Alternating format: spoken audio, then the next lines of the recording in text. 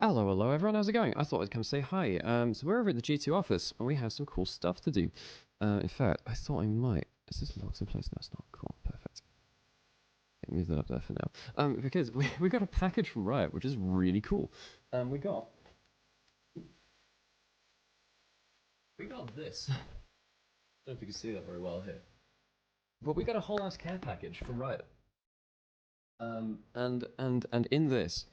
And in this, we have things such as... By the way. It's basically like a tea and coffee box. So we have like a World's Cup. You know, World's Cup, and we get we have stuff like it's got stuff like Poro tea bags. Like they've got like biscuits with Worlds printed logos on it. Like, so yeah, shout out to the folks over at the League Partner Program and stuff like that who helped us with the co-streaming stuff. We even got a blanket. We got a full ass blanket. It's really cool. So yeah, anyway, that's the thing which we got yesterday. And we thought, what? There we go. Hello, how's it going? Well, that's the I think that's the wrong one. Yeah. What we wanted. There we go. Sorry, that would have been a better scene to do it on. But yeah, we have like a whole care package and everything. Yeah. So we have like a load of tea and coffee, a blanket, and there were like Poro tea bags and everything. It's very cool. So that's what we've been pogging out about today, I suppose. But yeah, hello, how's it going? But yeah, we're set up at the G2 watch party. And if you want to come say hi and you're in Berlin, come say hi. It's technically Tickets are free. Tickets are free. Quickshot's going to be here later as well. And we're going to go see if we can We get... might even have chakaras around. I think chakras might also be around. So there's a bunch all the of people who folks. live in Berlin are coming on over. Yeah. So if you would like to, I don't know, come see us, obviously do that. But also we're gonna see if we can get Quickshot on stream for a bit and do some shenanigans because Trevor's a good friend, and you know, we'll see if we can get him to do some. Shenaniganery. Yeah. We might even have. You might even see it over there. We might have a visit from our good friend Godguo. Buy some prizes. Oh yeah, we have some prizes for. I don't know. I'm not sure what we're gonna do. We'll figure it out. We have we have some stuff to give out as prizes. I need to turn this video link if we're gonna do this. But yeah. Sending tea to the Brits. Exactly. Send tea to us. They know us. We have Right. Which one was this? Is it Stream Plus camera? yes, no, it's the roving mic. Okay. So yeah. Do you want to show off a couple? We got some various. That's not actually shown to the camera at all. They're all the same. That's why. Except that's not even on camera. I showed those ones out because we've got loads of different ones like Wukong, Midlay. So that's a Z. We might end up giving out a couple of these as prizes today if we do find something to do like prizes for. 30,000 Evelyn ones. Right. Apparently. Yeah. So I don't know. Maybe we could do like a trivia thing, or we can do some interviews. But yes, we're having some fun over here, and we'll I don't know. We'll keep on keeping on.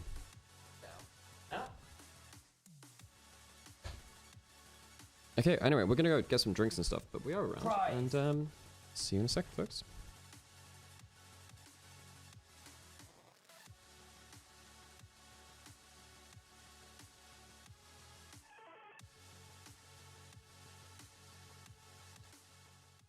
An update is required. Financial system updating.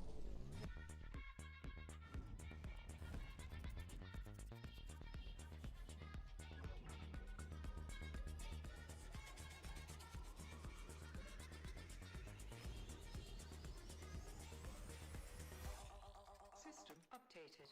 We will dance together. The future of money is here. Feels good.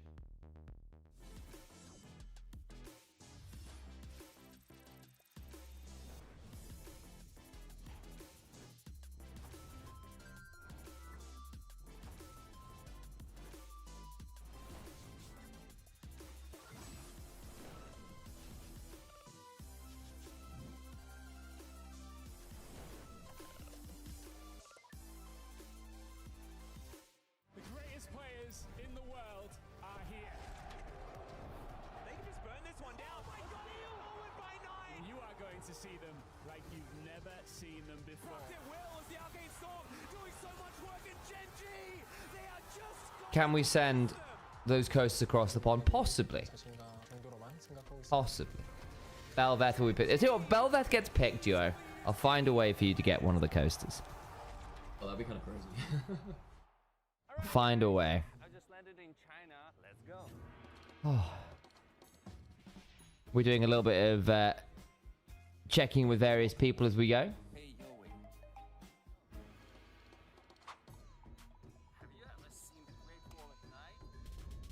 In fact, we'll go for this one while we're waiting. Oh.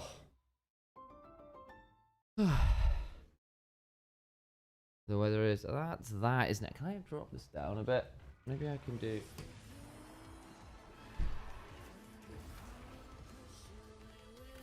The adjustable.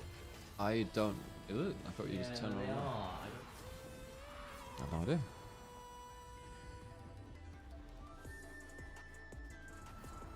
Neela jungle. I'm surprised we've not seen any Neela this year, pretty much. I'll just sit down a bit. There we go. Looking a little shiny on my forehead. That might also be the rain. I mean, yeah, it's also just like right there. And I don't have makeup on, so the glare is quite high. Is this 2x speed? I've already 2x'd it, yeah. Cool. Twice, actually. Because I accidentally hit pause. So that's like 4x speed, Sam. Yeah, if you do it twice. I hear no, I that's just how did 2x 2 times, which is slightly different as a function.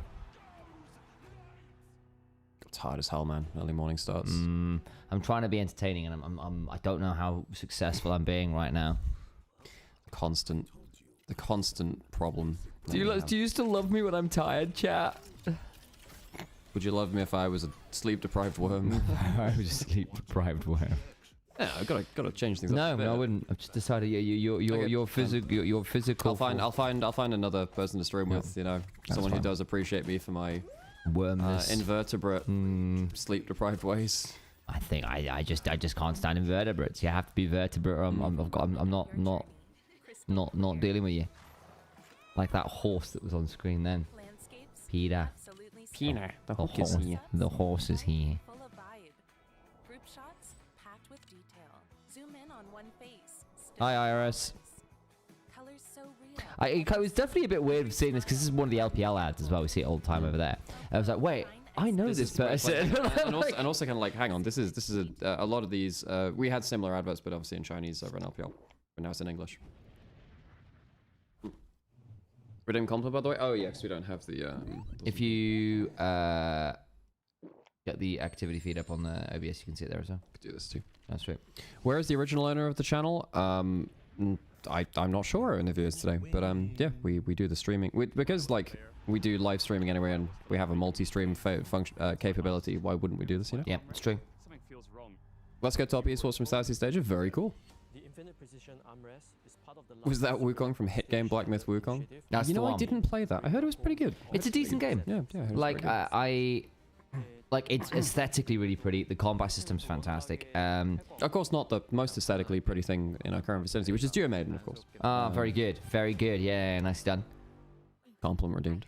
Got this old thing and the bill from the store where I got it. Yeah, we've been streaming on Onivia for the whole year, which is very cool. Yeah. Wait, did we start it this year? I think we did. We did this year, yes, beginning of the year. I'm trying to remember if we did any towards the end of last year, but no, I don't think we did. No. So you'll occasionally see Onivia go live for stuff like this, of course. Well, I mean, this is quite a cool thing because obviously we got the World's Co streaming rights, which is pretty awesome. But then also we'll do lots of other tournaments like ASI, where we found our friend Godguo, the grasshopper. Back there waiting. If you're going to beat the LPL, you must learn from them, and we have learned a great many things. Yeah, by the way, folks, the show is probably going to be a little bit different today because the watch party is going to be pretty packed because it's G2 watch party. Quick Shot's going to be around. We're going to go see if we can do some fun stuff. So we're going to be interacting with the crowd a little bit. It means that we might miss a bit more of chat because we're going to be out there. Yeah. However, we'll be bringing a phone around with a camera and mic, so we can, you know, get you in on the action and also, you know, get some stuff on record, which should be pretty cool. Yeah. Okay, not long until death starts. Indeed.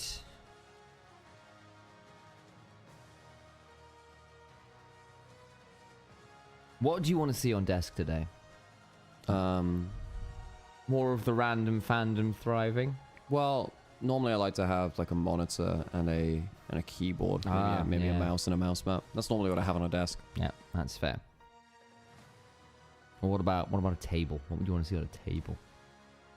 Shox is back in Berlin? No, she's out in China. She'll be there probably for the whole entire time. I imagine. Yes. Yeah. But yeah, we're gonna be chilling out. I'm not gonna lie, Sam. I feel like I need a little bit more time to wake up. I might leave for a bit. Go for it. Exit stage left. Dip. I'll trade with you in a minute or two. Wait, why would Shox miss the rest of Worlds? I don't get the context.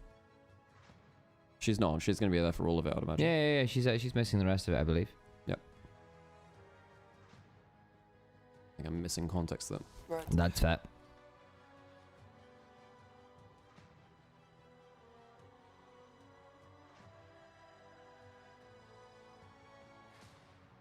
This is going to be a weird one, because like, for us today, obviously, we are here at the G2 Watch Party. I'm in my G2 shirt.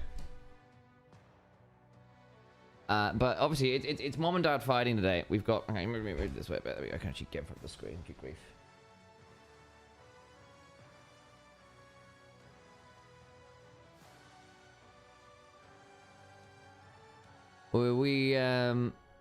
Weren't you saying Shock's also here? No.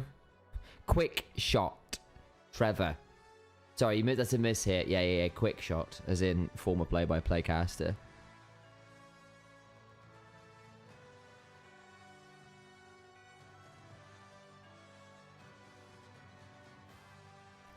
I'm moving G2 the rest of the worlds. That's very fair. But I now see where the misunderstanding came from. Mystic agree. But see, like, we obviously covered a lot of top esports this year. Have a lot of love for TES. And so there is a lot of mom and dad fighting today. Don't know what we're going to do about all of that.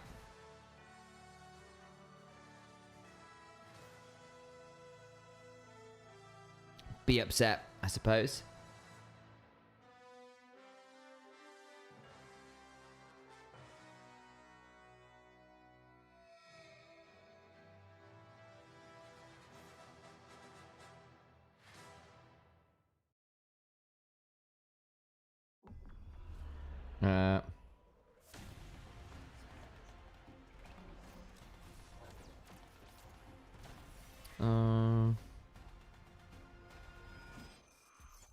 Here we go.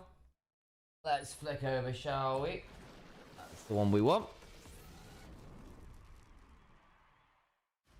I'll move the camera around a minute and figure out where the best spot for it is.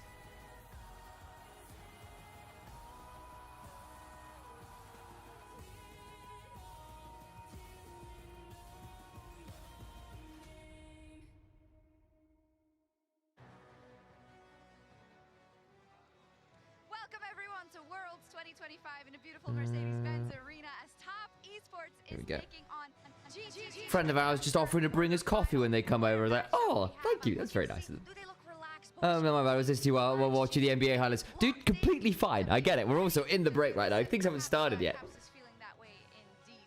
My name is Shox, and I'm joined Oh, here signing the screen. by Dada. It's become increasingly common. Actually, sure. Look at Hans being so careful with his... Oh, yes. With the underwrite from the H. Oh, very lovely. You can tell he's an artist. Whereas Labrov is just... Labrov.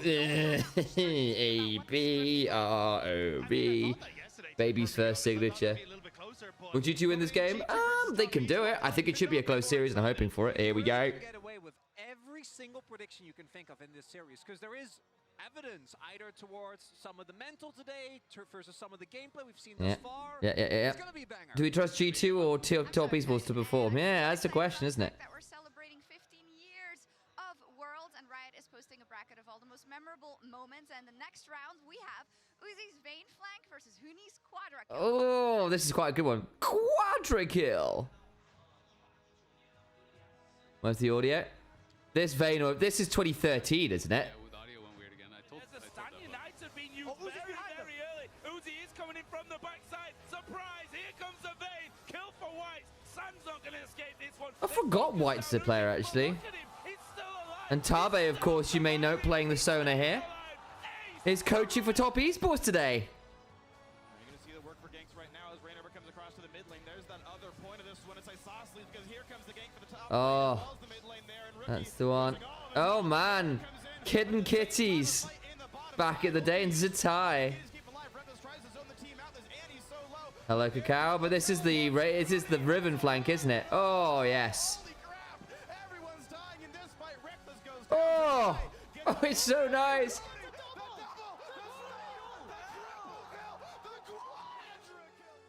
The quadra kill. Advanced the Uni quadra kill just because of the cast, honestly. But I think it lost to Uzi's vein flank in this bracket. I can't believe they did my boy Hootie like that. I know. Did my boy Freak like that? I know. I'm really glad they did Uzi like that. Uzi did do have a really good flank on that one. It was very good. Still Faker's Azir Shuffle versus the Varus Flash at a ruler. It's written in the stars, so we'll see as the Legacies of the Rift will update throughout the tournament.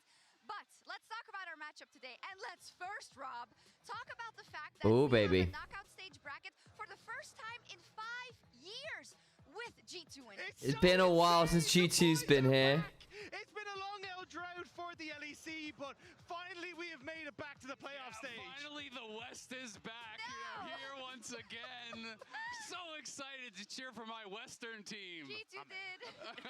Yeah, once upon a time, maybe those were some very famous voices. Desk today. There we go. But let's kick it over also to G2's Romain, who's standing by with Laura in the Horizon Game Day. Sunny, just a heads up.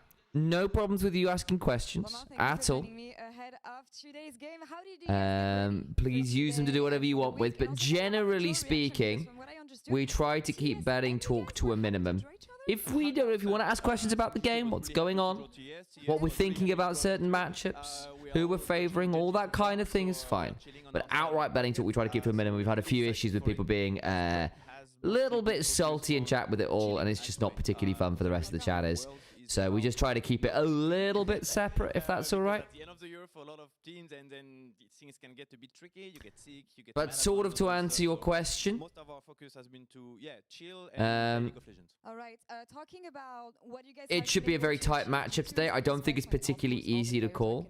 I think G2 can certainly do it. I think they're very creative in drafts. I think they've got some pretty fun strategies right now in general. And I think top esports mental might cost them here a little bit.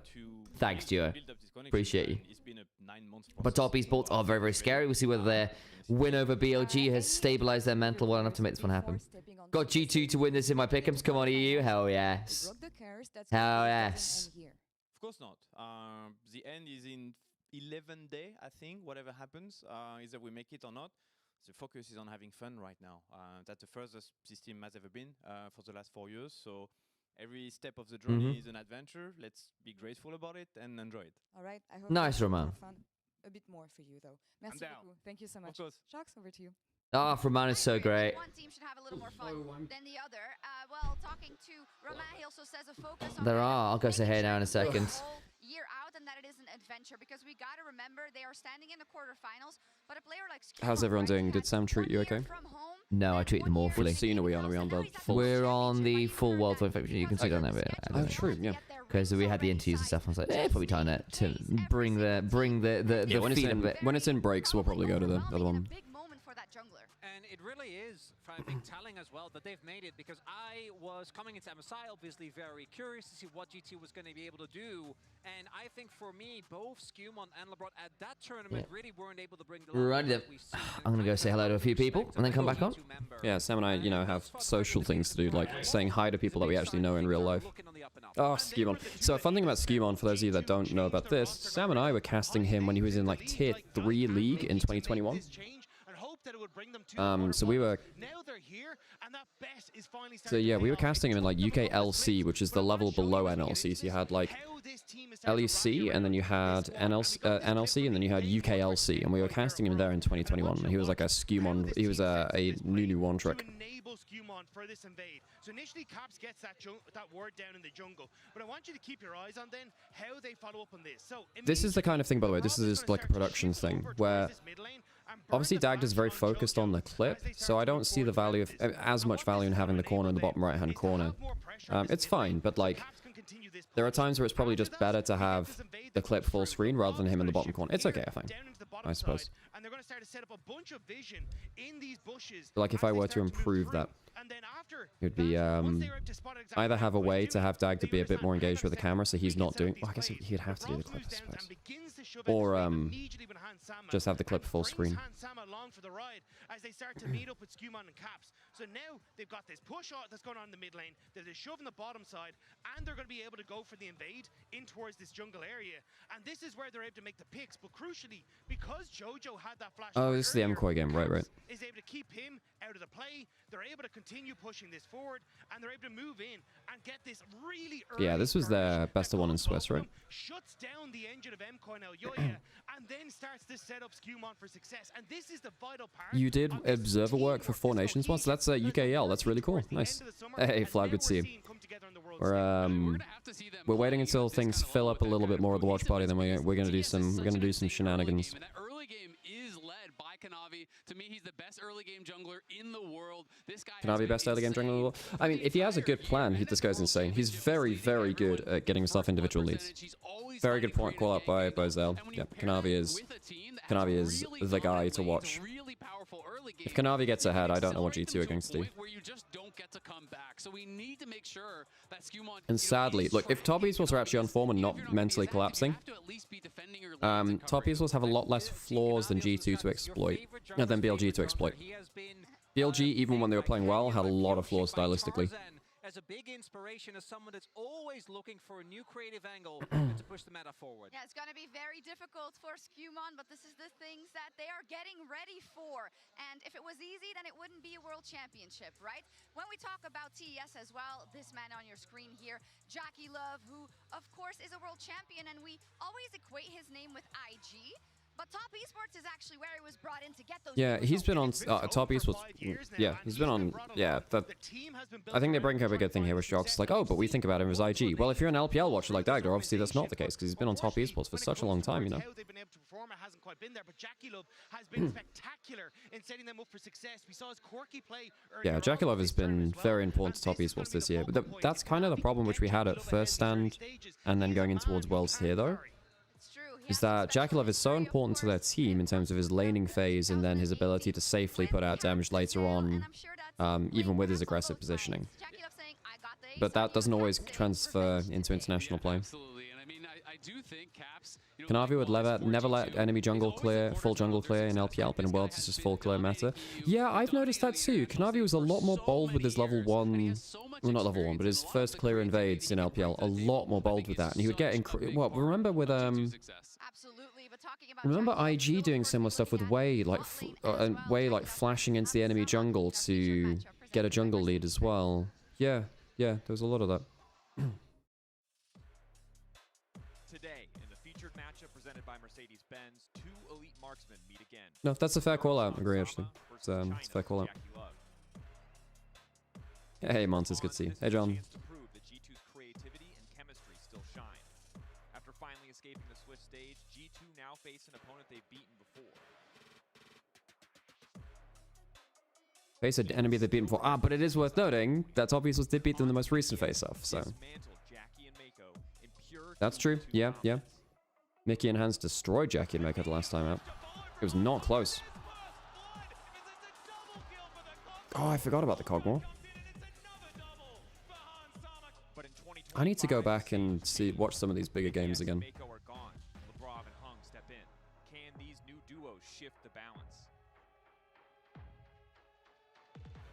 We're most likely to see Belveth here of any game because it's EU Jungle and Kanavi. True. It's not Yike. I mean, Skemon's not necessarily the Belveth guy, is the thing. 75 streak. Damn, it's a lot of streams. That's almost a year.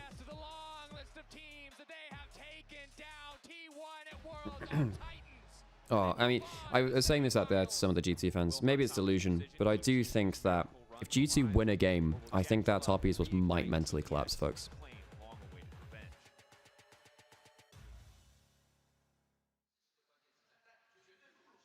Very cool video. Oh yeah, Shox hurt her head. She was talking about it on her Instagram story. She hit her head. I think it was on the bus or something like that. She stood up and she hit her head. So I hope she's fine. But she was posting about it on her Instagram story. I think we talk about it a lot, but See a mark just under the hairline. It's quite pretty gnarly actually. We should post it up. And there's so So, much that comes yeah, together get well here soon, as well, Shox. because for a player like Jackie Love, who's already reached the highest that so many players literally built their entire life towards and still keep the level of performance is insane to me. And EU junglers tend to know how to play her. She was Giga popular there for a long time. Yeah, Yoya was a bit of a player there. Player of it. Like against G2, where that defense doesn't hold. Here we see, of course, Rob, also how the Will G2 pick right side? Yes, for game 1, G2 got side select because they were the first team drawn in the bracket. And they... Oh, sorry, well, technically, they're the highest seed, and they chose red side.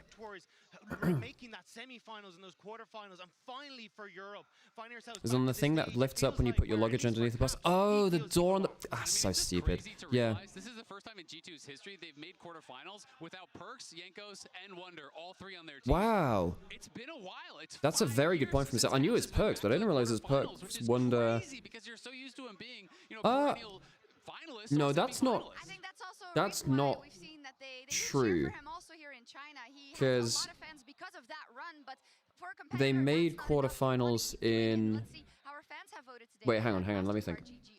Hang on, is that true? Was Wonder on the team... No, because in 2016 they... In 2016 did they make it out of groups? No, I don't think they did. Did they fall apart at Worlds? In 2017, did they still have... In 2017, was that when Wonder joined? Yeah, no, no, he came in, he was there in 2018. I can't remember if he was there in 2017. When did they make it out of quarters first? Was it 2017 or 2018 that they made it out of groups the first time? 2017 had Expect, and they didn't get out. 2016, I seem to remember they didn't get out either, because 2016 MSI was a disaster. Oh, Shox has not got a team logo there. And this time they're gonna make it to semis. Nah, it's a new time for G2.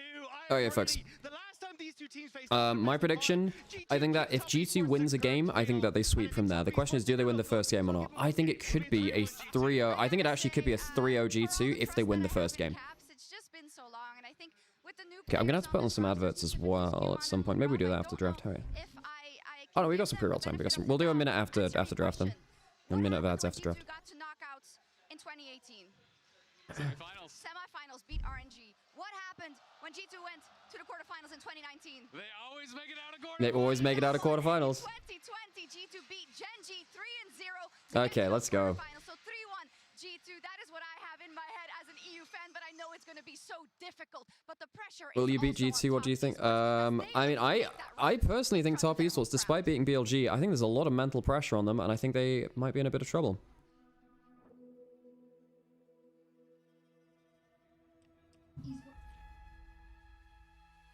You good, Sam? I am. I'll just come back with some Red Bull options. Nice, nice. Oh, the calligraphy. Is this like leaving your mark and stuff? Phone setup for...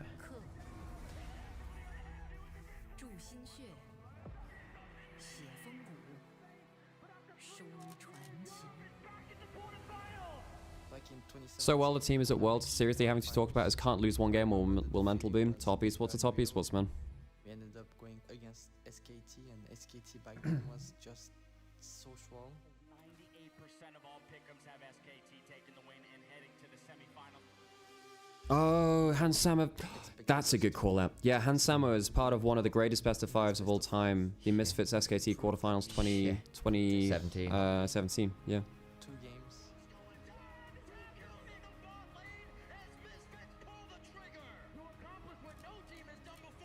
Oh, Riv. I miss Riv's voice.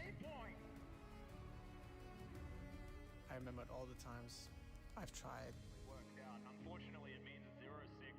Oh, he was part of the 06 TSM. I forgot about that team. So he'd never made it out of quarterfinals either, right, BB? Ever? Nope. Nope. Was that the Blaze? It was the Fervor of Battle Leona series, and that was in like Enchanter meta, but it was basically Ignar couldn't play Enchanters very well, but he was very good at engaged supports. It wasn't an engaged meta though. But they started playing Ivern and jungle to play engaged supports. They'd have an jungle enchanter basically. Crazy.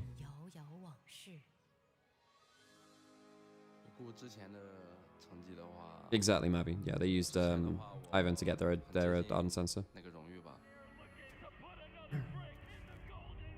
Hello, Mazel. Oh, it's good to see Mazel's voice though.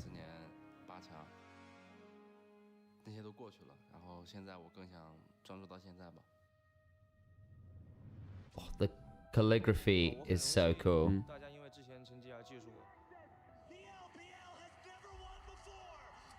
And they won in Korea as well in 2018.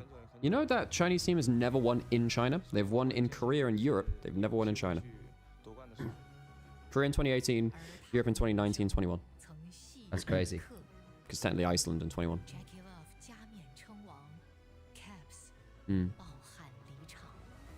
Yeah, IG Fnatic. Yep, Jackalove's beating him in a big old best of 5 there.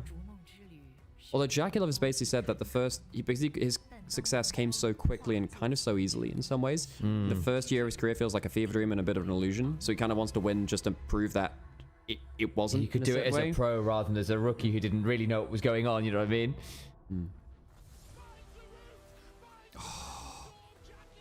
If Bin had hit that fucking stun in mid lane, man.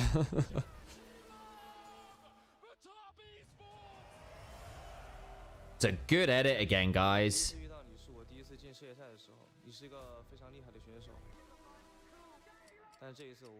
Oh, damn! Who does that?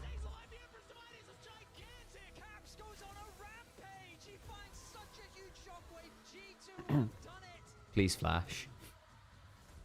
Jagular, you can keep 2018. I'll take 2025. Ooh, that's a bagger too! Fucking hell! Oh, that's such a bagger! That's such a bagger! Holy shit! Yeah, I thought he was going to mention 2019. I'm getting like pretty hyped now. Holy crap! This is a good edit. Yeah, I would have gone. Yeah, how was 2019 for you? True. Well, that was MSI. But Yeah. Notice that they do try and they do separate out MSI and Worlds. They do, which is fair enough. I can understand why they want to do that. TES. Earn your legacy.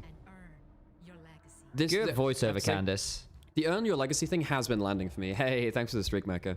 30 streak. Okay. Right, I'm going to do a bit of a wander around and say hello to some people if you want. Do you want to... Well, just more to show people that the watch party's here. You can come join us. Is more what I was thinking. We can. Well, we can. Hang on. Well, do you want to? Is the video on here? It will be on there. Yeah. How do you want to do this? Do you want to do it in vertical? I'll just do a little vertical and wander around and say. Okay, I'm gonna turn off the regular camera and we'll do this then. Is it on, Sam? It is. Well, it do be loading instead. So. Oh, there you go. Hello. Okay, Sam's gonna go walk about. Hello, folks. Right, let's go everyone. Look at this. It's so cool. You could join us at the G2 office right now. You could for be here. This incredible watch party. For those of you who feel like it, look how awesome it is here at the G2 office. You can even play chess. Alex was playing chess the other day. It's only Jesus Christ. just gone 8 in the morning over here in EU. So understandably, still got a lot more people who'll be coming around at some point shortly as the day goes on. Found Casper. Very cool. Hello. Casper, I need you to tell people where they can get tickets to the event. You can also just go on Twitter, and we have a link there for everything. So today, tomorrow, day after tomorrow, every day of the semi-finals, quarterfinals, and the finals. So click the link, go get it. That's and then you can be come here. join us here, folks. You can join us. Event here, as more and more people are turning up as we get ready to go into draft, and the teams are now on stage. So I ought to go back and do the thing. Back to you in the streaming studio. Oh, Alex. Well, wasn't that very cool, folks? Very, very cool. Very cool, Sam. I had to cut it down a little bit because it was cutting over the subtitles. But it's fine. It's all good. But yeah, we're in the G2. Oh, hang on, we need to. Is that a projector? Yeah, projectors are way better for. But this is like a watch party thing. Honestly, watch parties are way better with projectors because it gives you a much larger visible screen. This is a tough scenario to be in front of your own fans, the fans who were there for you during the Yep, I think actually Draco's brings up a good point there. So glad you could co-stream. You made the tournament more fun. Thank you so much, Pinceless. That's very kind of you to say. Like, we gotta... Wait, do we need to run ads now? No, we'll run a minute after draft. I did say that before. Yeah. I actually think it's less on G2 now. I think G2 have a little less pressure because they made it 2 quarters. They've beaten top esports already. They know that top esports will have some worries around them. Expectations on this team's shoulders. And for North America, the West. You're welcome. Honestly, Okay, I gotta go very quickly get a picture so we can post on socials. One sec, folks. Exactly. We trained him up. Well, I don't think... I'm very much as well looking forward to the draft phase here between these two teams. G2, it has been said so many times, but I really do feel like they're at their best. I do a bit of that there tweeting. And we've got little tastes of that so far. And at some point, here at Worlds, you know, with the Onivia. I get this to go away. There we go. Okay, and then the other thing got to do as well is annotations off. That's really the logo thing. Okay, right. So we're into it, folks. First draft of the day. So G2 chose red side. They chose red side. Now, are G2 going to do a couple of things? With Poppy ban, you need to get rid of the Kiana. They're not getting rid of the Kiana right now. Do they have an anti-Kiana comp? Do they want to give Kanavi? I don't know. I'm a bit worried about the whole giving Kanavi Kiana thing. Because now you're going to have Azir, Orianna. That might be a handshake, and I don't think Caps hates that. And G2, they have to choose between Orianna, Azir, leaving them both up for the trade, but then also Kiana. Exactly. Kobe calling out the Kiana. That's bold. Well, I mean, they've got one more ban. Yeah, surely that is the ban, isn't it? You would imagine. Although it will be a first pick, at which point you assume G2 have an answer into it.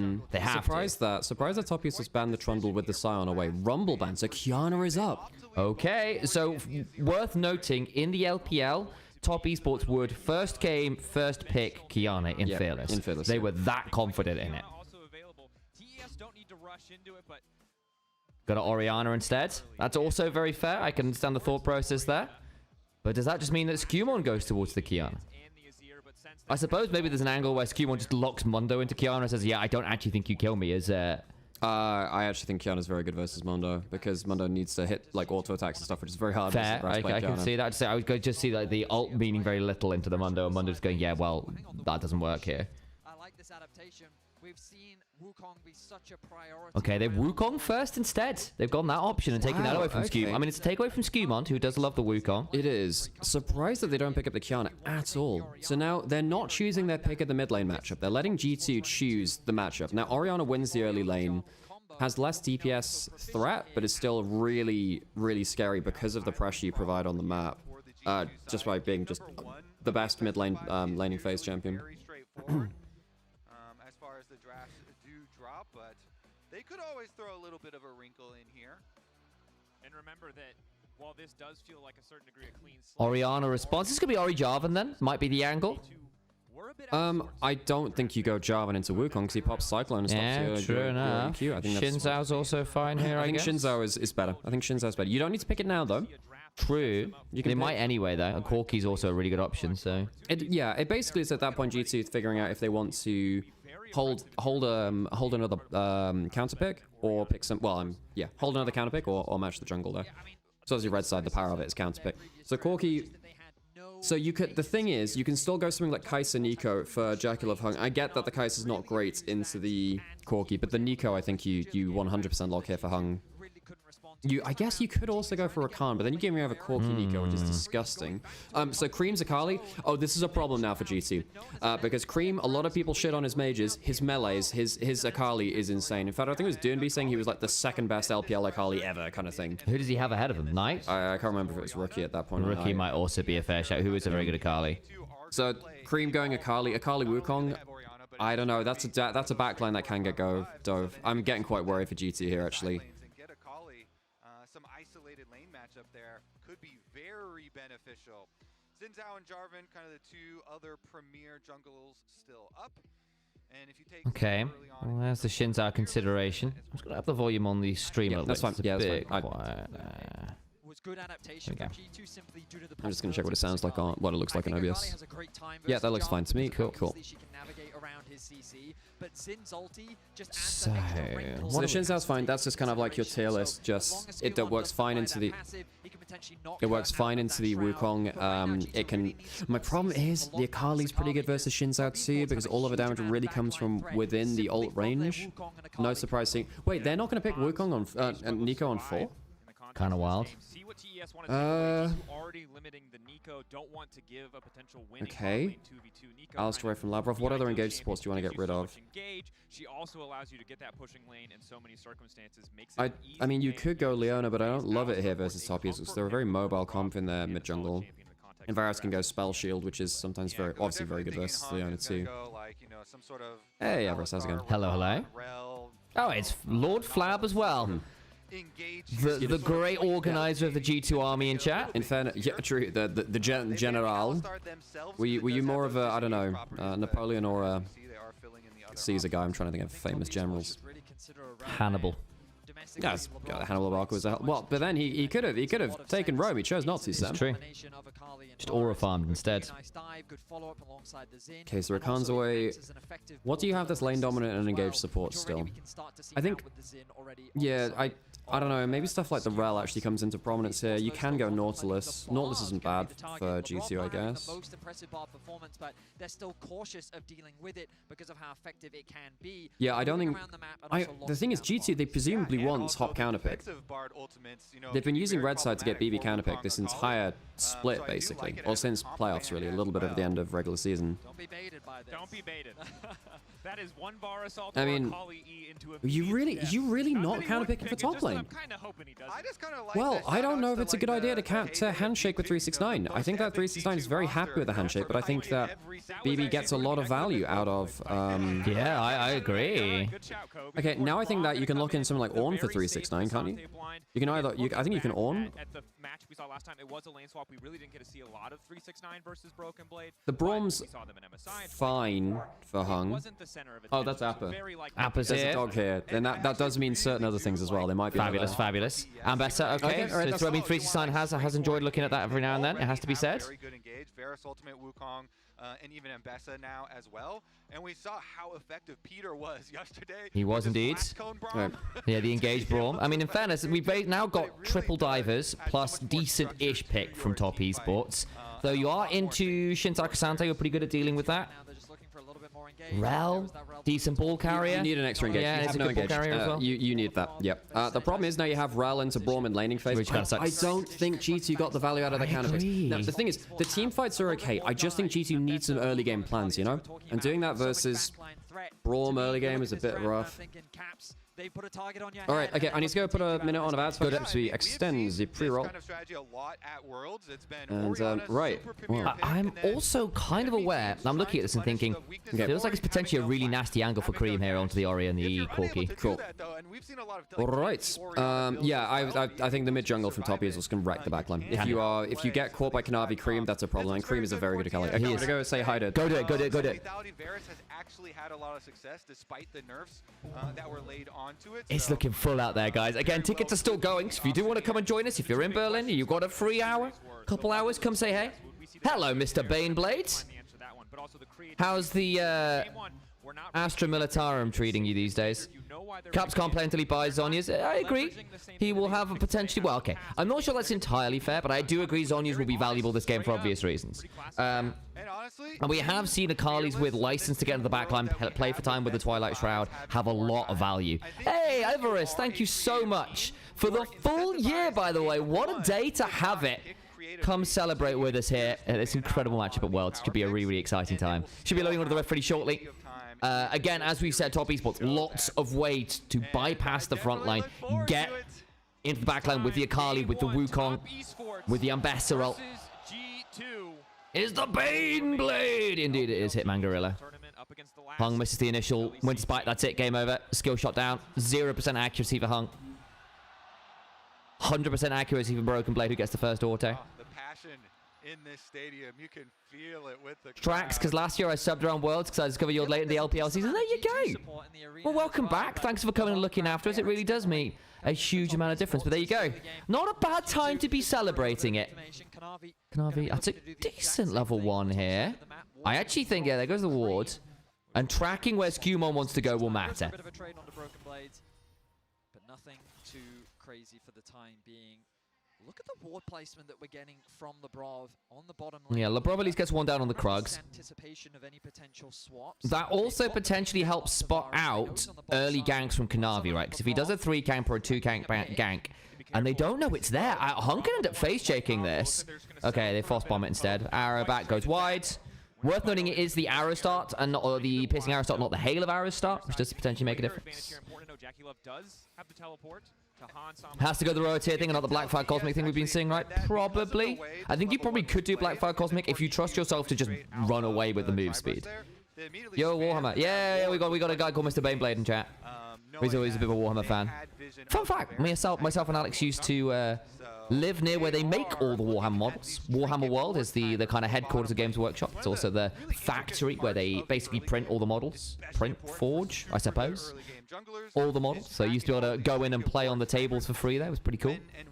Congratulations to Capswell on 200 international games and the second player to accomplish that. That's pretty damn crazy. That's an impressive stat. That'll be behind Faker. The Caps is now the second ever player to hit 200 international games. Crap. I was just saying hello to a certain VIP, which is, of course, App of the Dog. Of course, I might go do the same very shortly. Kanavi, there was some good wards. I think Caps going to have a horrible time here. The flash to the slow. Gets the flash out. Okay. Okay. I really don't like seeing Caps blow flash early like that either.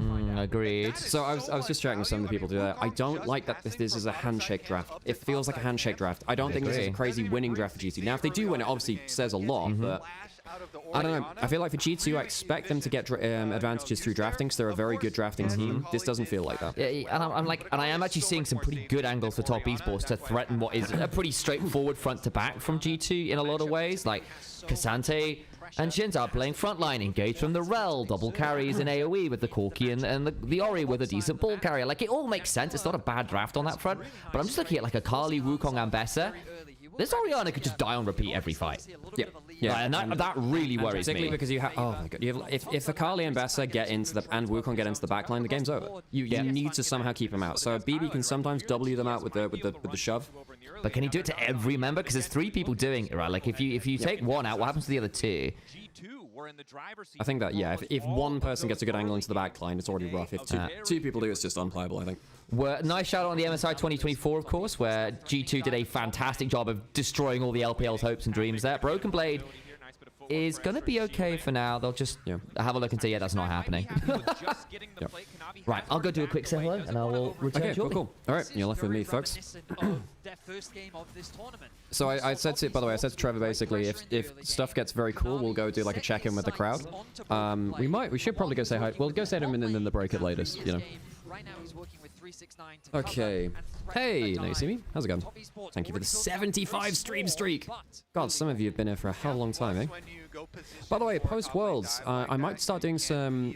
I think my streaming after Worlds is going to be like, I might watch some historical games in the morning, and then I might go do some different gaming, like variety gaming later on in the day. That would be the plan. I don't know whether you can hear it on the mic, but Quickshot's dog Appa is yapping up a storm during the other room. So GT have double tier trough, but it's not. I have to say tier trough doesn't feel nearly as bad as it did in earlier seasons. I mean, just having mana and base damages is often enough. A little bit in the process, but not hurting too much. Still a 300 gold lead. I'm sad that we haven't seen as many like early skirmish comps, like Ari, Silas, LeBlanc at Worlds. We've seen bits and pieces, but they've not really been. It doesn't feel. It feels like pretty much everyone is just going for lane dominance into teamfight scaling. There isn't much else to do. I mean, obviously that's quite a broad category, but yeah. Skimon's just been. God, it has just been full clear. It has just been full clear. So many of the games. Jackie Love is just getting the better of Hansama in spot lane 2 versus 2. Remember, an early base comes through from Hansama. Jackula goes for a bunch of fights, then he goes back and he TPs early, coming back to lane, and he keeps up the pressure. This is just after 369 teleported in as well. BB's actually doing a lot of work. Hang on, he hits level 6 early. Oh, that was actually pretty spooky. That was pretty cool. Just going to use it to escape. Now needs to push this wave in, because once 369 takes over, he can just turn this right back around. Yep, ultimate 4 flash here, trade to try and set up the next play. Again, looking at the Imagine picking red side. The thing is, I like G2 picking red side. I just don't like the way that they use red side this time. I was just having very similar conversations. Yeah, just, I mean, look, they've been picking red side ever since the kind of end of regular season into playoffs, and they've been doing well at it. Weirdly, MCOI were doing the same thing too. Basically, Europe became a bit of a counter pick region, and I understand why. I mean, there's a lot of picks in Fearless which you can start to, start to really abuse in Fearless later on. With all the divers that TES do have. Sam, I think you should probably have that on call actually. It's just the battery's a bit low. Oh, really? Yeah. Probably at like a third. Was it out of the box? Nope. So, okay, don't ever push it like that, that'll break it. Because it has to... Don't ever push it up like that, because it will just snap it. Okay, I was pushing it down. The window on this flash Free delivery. Yay! Thank you so much. God, we're getting treated well here, folks. Okay. From Cream's perspective, the kind of battle See if has it already will- been won, because in a lane that's supposed to be very oppressive, has now been much easier for him. Cream is dead Okay, even in yeah, it's terms charging of now. farm. He's not really lost any Weird. XP, and when away But yeah, basically, Sam, if there's like a solo kill or anything very fun, we need to start running out there. We can do that, absolutely. I just want to give it a second of charge. I think, yeah, it could be... happy with how this early game has gone, and I But coffee, yeah. Flab, I'm telling you now, the G2 staff have been looking after us very well. It's been very lovely. We're getting like pastries and coffee. It's great. Oh, it's awesome. Also, shout out to Wisdom, one of our chatters who's around as well. He's a friend of ours in Berlin. Also, message says she's going to bring us some coffee later as well. Oh, really? So we've got Awesome. coffee delivery from friends. Which Awesome. is very cool. Okay, yeah. So guys, between games, we're gonna be talking to a whole bunch of different people about a whole bunch of different stuff here in Berlin, which will be cool. Top Esports 1,000 gold lead early. Yeah, check top, check bot. CS leads. Hang on. How the hell did that happen? I mean, just straight laning. It's not straight laning. BB actually... I mean, BB actually had a pretty good level 6 to level 5 against 369. And then I guess the lane swap is... I guess there must have been a lane swap which caused G2 a little bit on the map. Who wins this one, fam? I don't know. This is not looking great for G2 right now. If this keeps going in the manner it's going, it will be we might get a problematic. fight over here. Yeah. G2 actually have some decent numbers. They're pulling off. They'll Okay, take but one back top off. Esports Yeah. take one back off. That's fair. That's fair. They realize they don't have the numbers. And I'm not look, gonna lie, Queen's back folks. in base. So. I'm really quite worried that Top Esports have a very chill early game. They're approaching the map at their own pace. What KT did to beat Top Esports was just continually group and stop their pick comp from being able to like punish on resets. There we go. Now we get actually Cream's back in. Yeah, he's got the alternator. That could get nasty. Doesn't get the best hit. T1 flare. Let's go, hands. That's smite for one, but you don't get to arm wrestle for the third. The early power of the Braum is just too scary, though, I think. I agree. And I also think, look, you're playing with a Catalyst on Ori versus the alternator Dark Seal. Even an Amp Tome there from the Akali. I think if you give the Akali a window to get a kill there or an assist, that gets quite dicey for my money. So perfect execution available. a bit dicey. Also, I'll note that a lot of that CS lead has kind of shrunk a bit now for Top Esports. I think it might have been reset timers because I think that was while G2 were back. It's still a lead in bot and in top, but it's about 10 rather than the 15 I thought it might be. I don't want G2. Look, I think G2 are a good enough team at planning and drafting to not have to play from behind like this.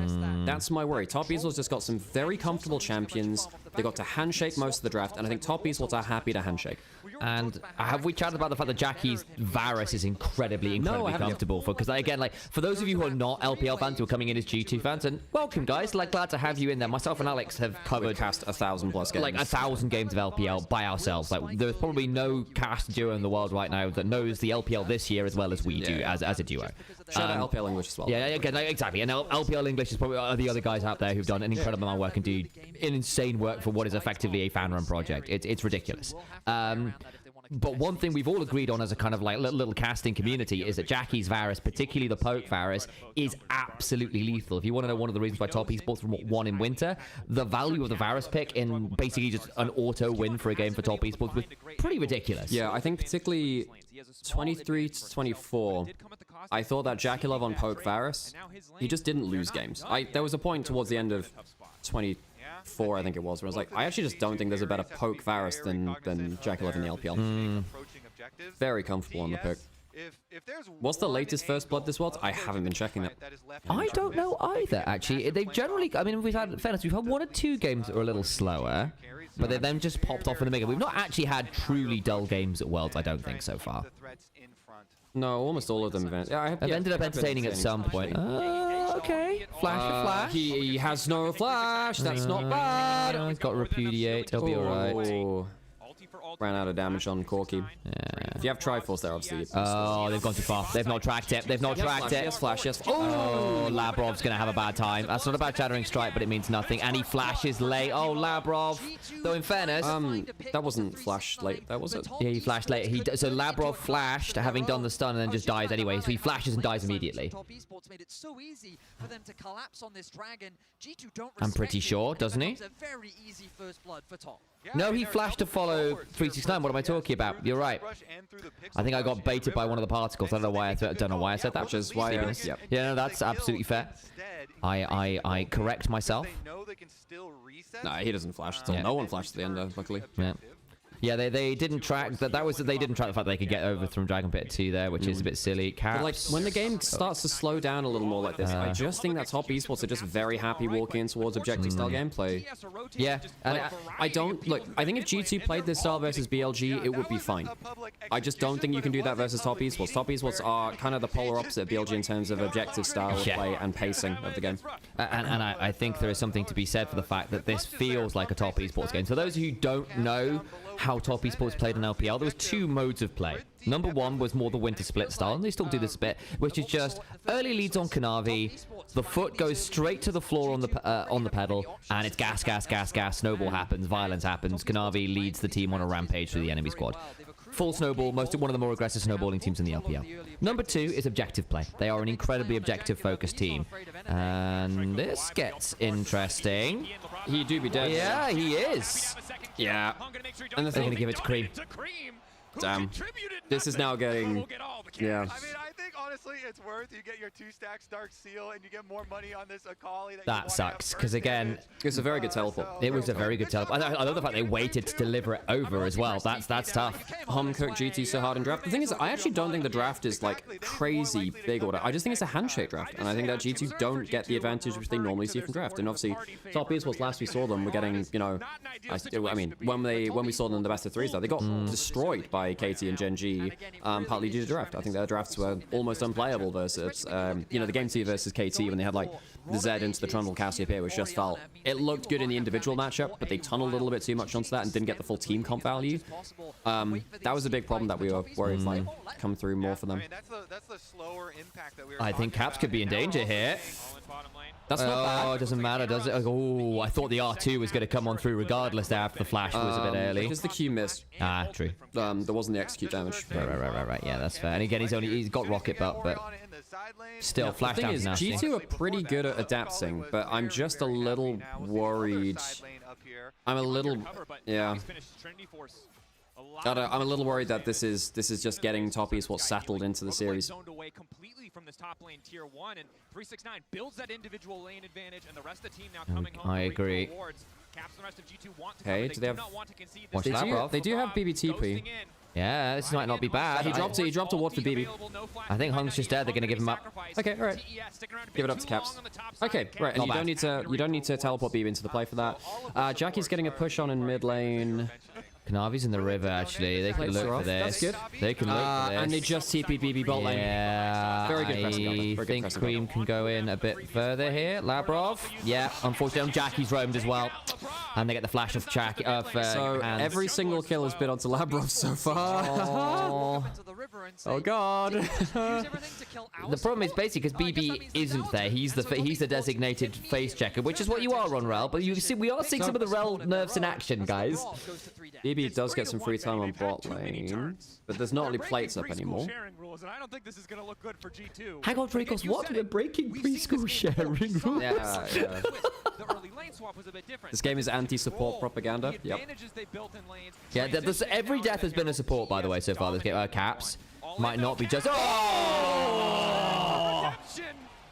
No flash anymore.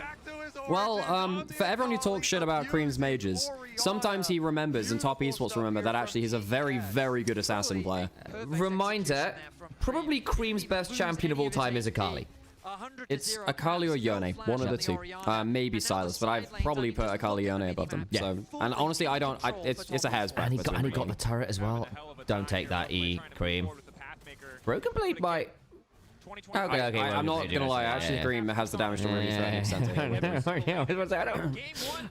Without Iceborne, Kasante doesn't always have the damage to turn things back down. Jack Show first one, which we don't see as often, even as a tank first item. Anyone's... Oh, sorry, go on. Tank first item, yeah. Yeah, because obviously, like normally we see Jack Show like second or third, just because it often stacks off other stats you have, but then that's gonna push back your timeline. decision made as a kind of like mixed defensive stat option. But yeah, I feel like you're losing the slow trades here as BB. Anyone's Legend top Esports would be interesting if it happens. Top Esports did beat them in playoffs. Top Esports seems to be AL Kryptonite. I think it's just the way that they play through laning phase. I think anyone's Legend. I mean, their bot lane has actually done quite well over the course of the year. I thought that might be weak at first, but that wasn't the case. I just think that Flandre is not as good a raw laner as 369 / he drops too much in the early game trying to look for plays, and while stylistically that can be very powerful because you drop waves to make plays, sometimes you can snowball the map. What we saw in Winter Finals and then throughout the year most of the time was, including the last series that they played in Split 3 playoffs, was effectively 369 getting a lane pressure matchup like Gnar, Renekton, and obviously the Jace game they lost. Oh wait, no, did they lose that? Yeah, they did lose. Maybe that was the one they didn't. Maybe that was the one that they won, but it wasn't because of him. Yeah, I seem to remember that one. So the Jace is just too fragile a champion. But you know, I like Flandre a lot, but also I think stylistically you can blow him up in lane. Hang on, Kanavi might do... Oh, Tao's dead. Oh! Into the chains of corruption. I think they're small. Kanavi might die for it regardless. That's not bad from BB. That's not bad. 369's good. Ambassador. Yeah, they got 369s. Oh dear me. Oh my god. It was almost good. Yeah, Ambassador managed to ping an ult on. Oh, it's not bad. Oh, caps! Oh!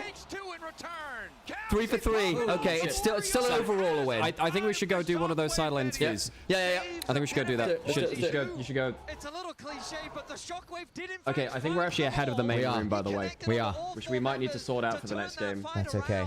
Top Esports. Okay, because I don't know how. Kanavi getting caught into a team fight. Holy crap! I love the confidence from Top Esports to just say, "Screw it, we can fight this. Why are we afraid?" Okay. Skewmon immediately has to disengage. Do we have like a small video ninja in here? We can do. Okay, what I'll do is I'll put it down small. Takes out the AD carry. Cream does get exhausted, but you know that he's looking for another target. And then the is it online? It is. From the Brov and Caps. It's not on there yet. 4-man shockwave. G2 finds something off the back of a disastrous team fight. And Caps also forcing the Varus flash as Jackie Love was trying to run away there. Let's get back to live though, because after that fight, Done. Let's go. Sam's gonna go find the G2 fan reaction. What's the interaction? Jesus Christ. Live upper reaction. Will we do it? I don't know. Get this game right back on track. Sam, hold the mic in front of his face, for God's sake. It's so fun out here. I am having so much fun. Yeah, we're at the G2 watch party, so we gotta get. Hang on, we need to turn this off so we can actually get the. Okay, there's actually a team fight happening now. Sam, hold the microphone to their face. If you pull it away, you can't hear them. Because Apple is licking the microphone. Okay, Sam, that's even better. Even better. Keep content. To control their income on the map. Because G2 have to be so much more careful. Well, everyone say hi to Quickshot very briefly. Okay, well, I'm not gonna lie, folks. The game's still looking a little bit rough. Yeah. Cool. That was a good shockwave back for Caps, who's had an interesting game, but him getting 3 kills matters, actually.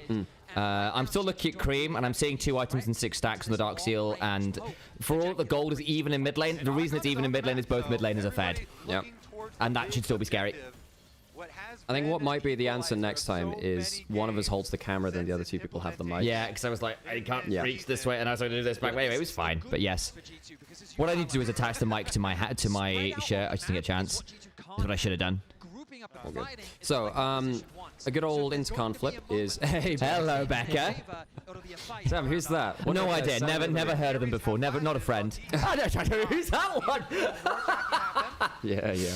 Hello, Trevor. See how it is. Feature on the show, and then you follow. It's the way it Length you have to go a few. Okay, so, folks, if you are not familiar with the great objective that is Atakan, this is where the game often gets thrown. Like a lot. Like a lot.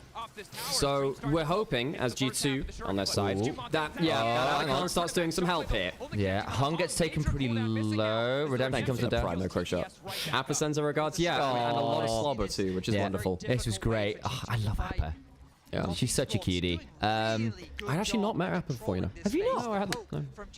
I met. I tell you when I met Appa. Yeah. I was delivering things for something for Quick Shot. Because we were working a show last year. Oh yeah. And I basically got the delivery mid Apple Walk basically. Right. So because Becca came on over and delivered stuff. Beautiful. For an Apple Walk, so I got to give Appa some big old scritches then. It was great. I think so the worry here for G2 is top Esports are actually playing around the Atakan very, very slowly and efficiently. They're not dropping waves. They're taking towers. They're pushing lanes. Typically, even teams which are in the lead get destroyed. Clip Doggo Cam and tag. Very true. Yeah, if anyone has the Appa clip of Appa, you know, getting hyped for caps. That would be cool. Okay, so G2. Now the thing is, if you can punish top Esports on resets, you get a chance. Anyone starting out can't. Look, you do just run a risk by starting this. I think top Esports are going to be here in time. This gets messy. Watch Ambessa Kanavi. has teleport, and there's a good ward for it too. They know there's a ward there. The Kanavi's on another flank. They're going to retreat. There's a flash cyclone angle. Watch. He has no flash. Watch Kanavi. Watch Kanavi. Oh, good knockback. Does it matter? Hands is very low. Hands is very low. Yeah. Oh, that's gnarly. Hang on. Is this a penta? It'll be a quadro. Oh, Jesus. Well, that's why you don't start Atakan, folks. Yeah, I just saw the initial triple and went, everyone else is low. There's a world where they could chase for that. I mean, Caps was sadly out safe for him. That was actually a really good crescent guard from Skewmon to deny the initial entrance, but unfortunately it doesn't stop 369. And we were having this conversation that, Caps? Caps? My guy? Hang on, it's like eyes. I mean, sadly he has 0 HP to play with. Respawns? Nah, too late. TP angle? No. Okay. Well, this is top Esports with a handshake draft, getting to play measured League of Legends around objectives. They are the most LCK style team in the LPL. They are the team which will slow things down, play around an area denial, saying you're not getting into this area around an objective, and they're very, very good team fighters when they get onto that. Yeah. That said, you know, they are still quite a high kill team, but where they get their kills is from setting up around objectives and then slaughtering you there. So there's still the LPL blood in them, guys. But it's not from just random bits. It is often around these big objective plays where they get so much value, and if you give them the opportunity to set up how they are comfortable, it can feel tough. Yeah, I mean, the Atakan was probably their last chance into this game. Yeah, unfortunately, now, I agree. I mean, I say, hey, wow, 1,100 bits from Avarice. Hey, thank you so much. You're very, very kind, Avarice. It's also their year sub, by the way. They hit 12 months. What a day for it. 12 months, that's almost a year. Stop it. Okay, so this was my worry with G2 going with a handshake draft despite choosing red side, which you normally use to get counter picks. Yes. I don't think they use their counter picks effectively. You see, making points like that quickly and efficiently, where I make a clear statement and don't kill it with context. I learned that from a guy called Trevor Henry, who back in 2022, I was flamed relentlessly for talking too much. Was it a good lesson to learn?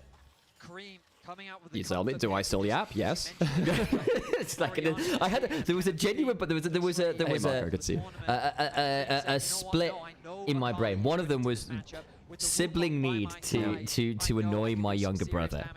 And the other side of it was the actual truth, which is, yes, it has improved. And it turns out hard work over multiple years does, in fact, make you a better broadcaster. Occasionally. You know, I'm not saying it's tried and true or anything. But, okay, so now you're really hoping for... Oh, bloody hell. I tell you what, 369 has been a menace on the Ambassador. He has. This is actually a Shockwave turnaround angle. This is a Shockwave turnaround angle. Can they get anyone valuable yet? Oh, no, Shockwave's gone. Sorry, I'm completely fine. I think it got Kanavi, half Kanavi's HP. 369 doesn't have ult either. Does it matter? He's got pretty Shojin and Eclipse. I think he's pretty scary here still. Yeah, Cream is going to do bad things to them, I think. Yeah, Jackie's just going to keep throwing up poke. They don't want to overforce it here. So, I feel like this might be some Worlds bias, by the way. Alright guys, you've seen G2 and Top Esports, and I think obviously you've now decided that as a result of seeing this gameplay, it's time to be a KT fan.